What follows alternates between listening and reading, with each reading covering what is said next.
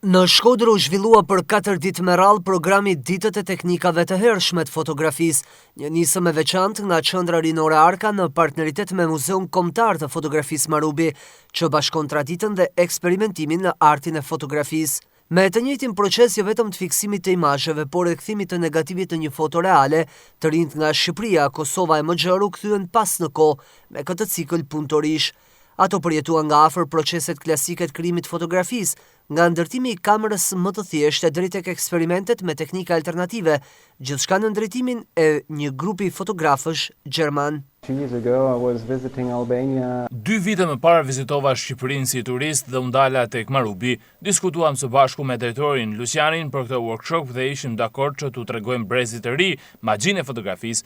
Është shumë e rëndësishme që të kuptosh stilin e vjetër të realizimit të fotove. Sot të gjithë kanë telefona dhe shkepin foto, por nuk është e njëjta gjë sikur të ndërtosh vetë aparatin, lentet, filmin. Pra është një proces shumë i veçantë që duhet trashëguar. Pjesëmarrësit ndërtojnë vetë kamerën e tyre pinole dhe realizojnë negativet e parë fotografik. Më pas në dhomën e errët mësojnë zhvillimin e fotografive dhe procesin e printimit. Këtë vit po realizojmë teknikën e fotografisë pa and hold, që është një kamerë thjesht pa lente, por me një vrim shumë të vogël në thelb, një kuti e errët që nuk lejon dritën të hyjë, përveç se nëpërmjet asaj vrime të vogël në njërin anë, drita që vjen kalon përmes vrimës dhe projekton një imazh të përmbysur. Në anën e kundër të kutisë është një eksperiencë shumë e bukur edhe për ne këtu në Shqipëri. Nisma synon të krijojë një urë mes brezave të rinj të artistëve dhe trashëgimisë fotografike që Shkodra e ruan prej dekadash.